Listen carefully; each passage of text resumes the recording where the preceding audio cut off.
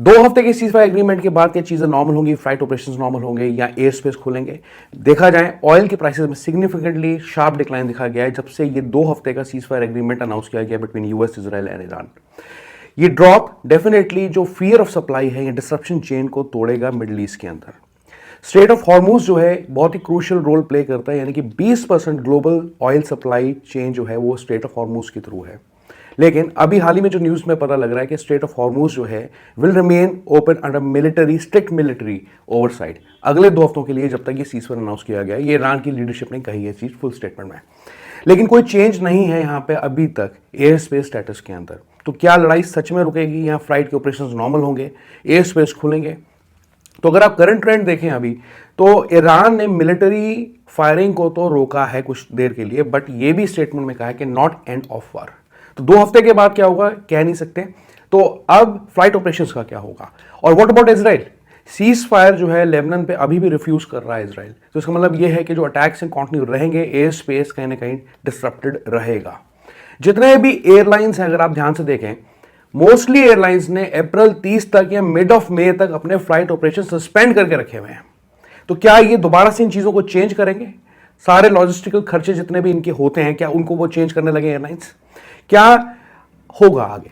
यानी कि अगर आप मुझसे पूछें जेन्युइन एडवाइस अगर मैं अपनी दूं इसके बारे में, तो मुझे ऐसा लगता है कि इन 2 हफ्तों के अंदर ऑपरेशंस तो नॉर्मल नहीं होंगे एयरपोर्ट्स के या एयरलाइंस के या एयर स्पेस के।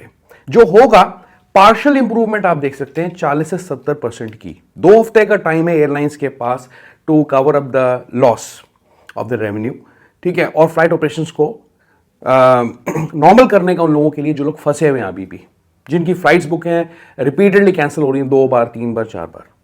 तो 40 से 70% मैं पार्शियल इंप्रूवमेंट की बात कर रहा हूं, ना कि नॉर्मल ऑपरेशंस के अंदर 40 से 70% की इंप्रूवमेंट आप देखेंगे। आगे बढ़ने से पहले वीडियो को लाइक करें, चैनल को सब्सक्राइब करें for more gulf flight updates.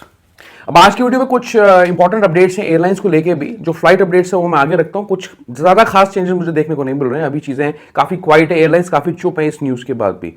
लेकिन एयर इंडिया की अगर मैं बात करूं यहां पर, तो इनकी तरफ से एक अपडेट आ रहा है कि इन्होंने फ्यूल सरचार्ज के अंदर चेंजेस करे हैं, राइज करा है उनके अंदर। यानी फ्यूल सरचार्ज जितनी भी फ्लाइट्स हैं यूरोप की, उनका जो सरचार्ज बढ़ाया है इन्होंने $205 बढ़ाया, और अगर अमेरिका की फ्लाइट्स लेंगे $280 तक, ऑस्ट्रेलिया के लेंगे $280 तक जो है फ्यूल सरचार्ज आगे अब जाएगा स्टार्टिंग अप्रैल 8 और 10 के बीच में, यानी कि आज से ये हो जाएगा।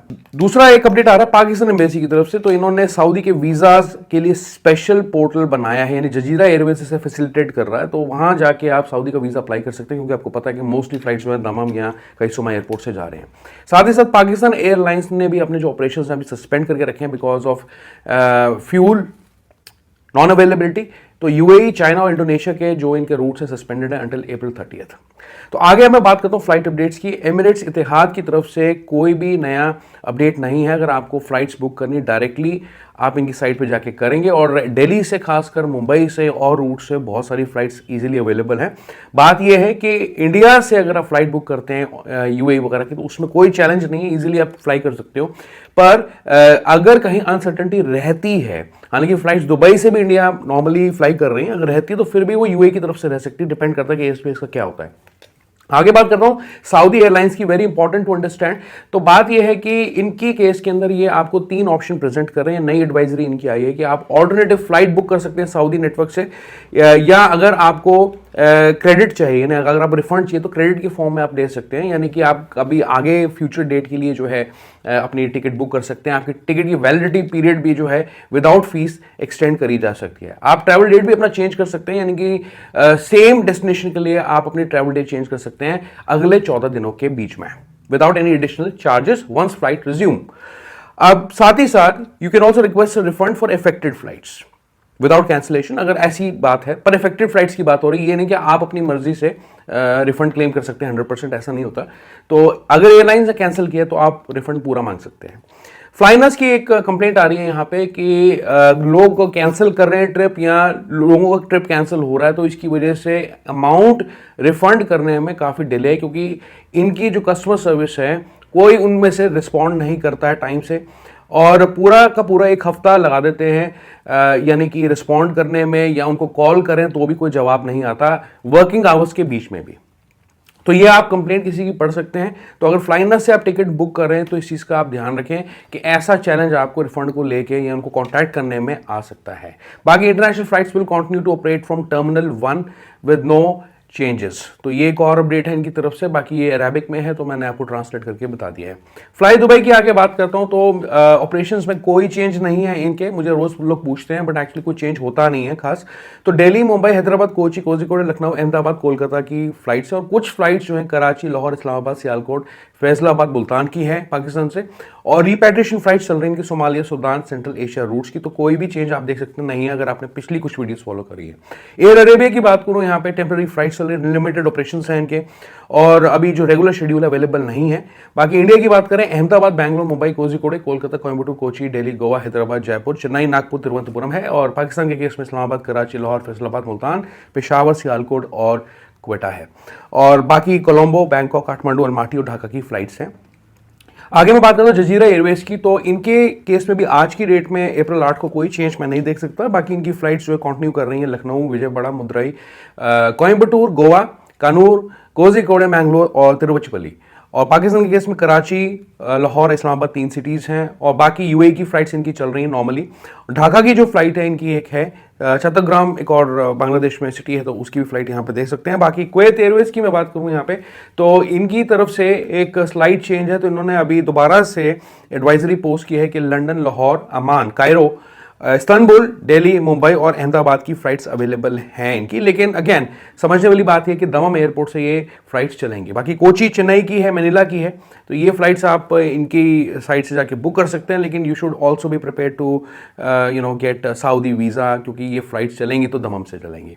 आगे कतर एयरवेज की बात करूँ, कोई नया अपडेट नहीं अंटिल अप्रैल 15। तो सब कुछ सेम इनके केस में। इंडिया के केस में अहमदाबाद, अमृतसर, बैंगलोर, चेन्नई, दिल्ली, हैदराबाद, कोलकाता, कोची, मुंबई, तिरुवनंतपुरम। तो इस लिस्ट में मैं कोई भी चेंज नहीं देख सकता। पाकिस्तान के केस में इस्लामाबाद, कराची, लाहौर, मुल्तान, पेशावर और सियालकोट है।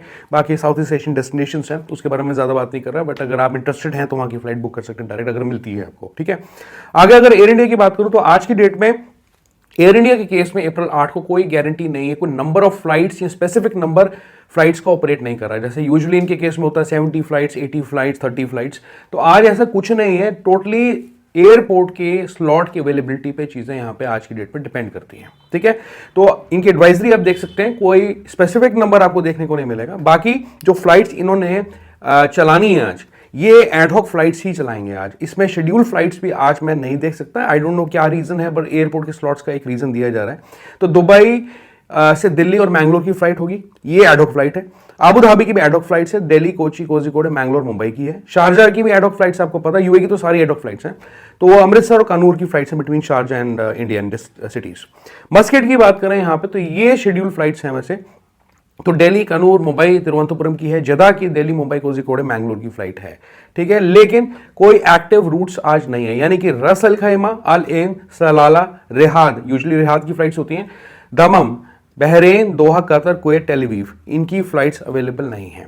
आगे इंडिगो की तरफ से ये अपडेट है कि आज भी लिमिटेड सेलेक्टेड फ्लाइट्स या सर्विसेज ऑपरेट करेंगे to and from Middle East. तो इनके केस में कोई अब लिस्ट नहीं है। आपको अगर फ्लाइट बुक करनी है डायरेक्ट इनकी साइट पे जाके बुक करनी पड़ेगी। अगेन स्पाइसजेट की तरफ से अपडेट ये है कि कोई नई फ्लाइट इनकी तरफ से काफी टाइम से नहीं, और मार्च 22 से नहीं, और आगे इन्होंने फिर एक्सटेंड कर दिया सस्पेंशन फ्लाइट्स का, मिडिल ईस्ट की फ्लाइट्स का टू एंड फ्रॉम इंडिया अप्रैल 9 तक। तो ये थे आज के कुछ फ्लाइट अपडेट्स। तो कुछ मेजर चेंजेस नहीं है एयरलाइंस की तरफ से, और इस न्यूज का आगे क्या इंपैक्ट पड़ेगा देखने वाली बात यह है डाउन द लाइन, यानी कि 1-2 हफ्ते के बीच में क्या कोई एयरलाइंस अपने ऑपरेशंस में एग्रेसिवली चेंज करेगा या नहीं करेगा, which I don't think so very much. लेकिन यह है कि हाँ, कुछ इंप्रूवमेंट मैं एक्सपेक्ट कर सकता हूं, but in partial recovery, not normal operations की बात करूं। ठीक है।